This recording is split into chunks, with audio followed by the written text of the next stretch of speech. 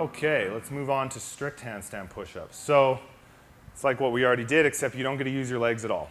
And so you're pushing your entire body weight in this strict position from here to here using only your arms, your shoulders, your triceps. Two things I kind of need to bring up regarding both of these. One is what you're using on the floor here. There's going to be a video on the Professor Project site about my home gym. And one thing I use in there is this mat. It's like a kneeling mat you can get from a Home Depot, Home Hardware kind of building center place. A mat for working on your car, working in your garden. And it's super squishy. It's like, 3 inches or so, 4 inches. And use that. Kind of just throw it on the floor and use that. And if you're going to use an ab mat, I'll show you one of those. Like this. And you want to use this for your head. It's quite soft as well. Get in the habit of putting plates down on either side so your hands are at the exact same level as this, or even a little higher. Handstand push-ups are one of those things, I'd much rather see you doing it at a bit of a deficit, where your hands are higher than your head is going to be touching, than getting used to your hands being like this, and you're going like, oh look, I'm like doing handstand push-ups and I'm traveling a total of 4 inches. You're better off training hard and competing easy than the other way around, and handstand push-ups is a really good example of that. So keep your hands higher than your head, especially when you're using a mat, make it hard on yourself. And use something soft. Your head's important. I don't have to use something quite as soft because I don't rocket myself into the ground, and you shouldn't either. But as you're learning, it's more and more likely that might happen. So get in the habit of using something soft. Look after your head, look after your neck, all that stuff.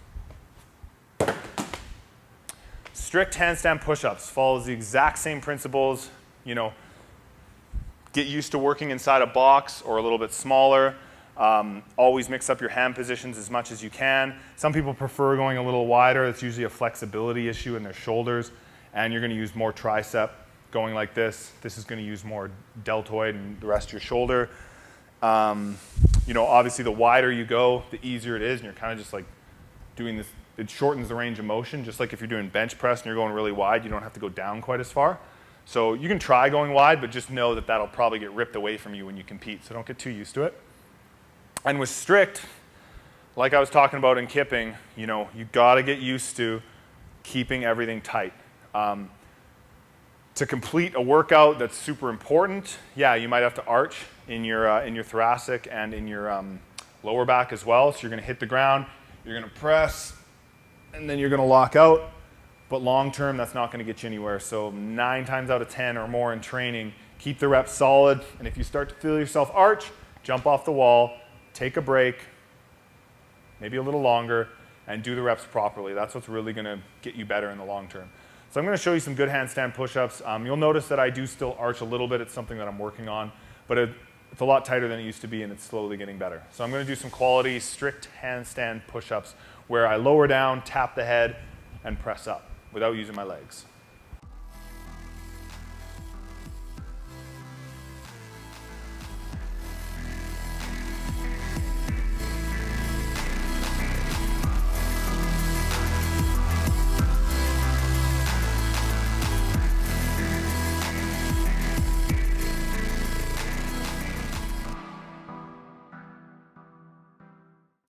So strict handstand push-ups, kipping handstand push-ups. The only other thing I didn't mention is feet position. If you're in the open and you have to get over that kind of magical line that they make based on your height to arm ratio and all that, all the more reason to not be arched and practice that hollow position. You're going to lose 1 to 4 inches. The more you arch, it's just going to come down and down. And then obviously, if it's the heel above a certain line, you want to flex that toe and even stretch your calves before doing handstand push-ups so you can reach over that line. Most competitions outside of the open, they're not going to have that line, but it's still a good thing to practice in case it comes up.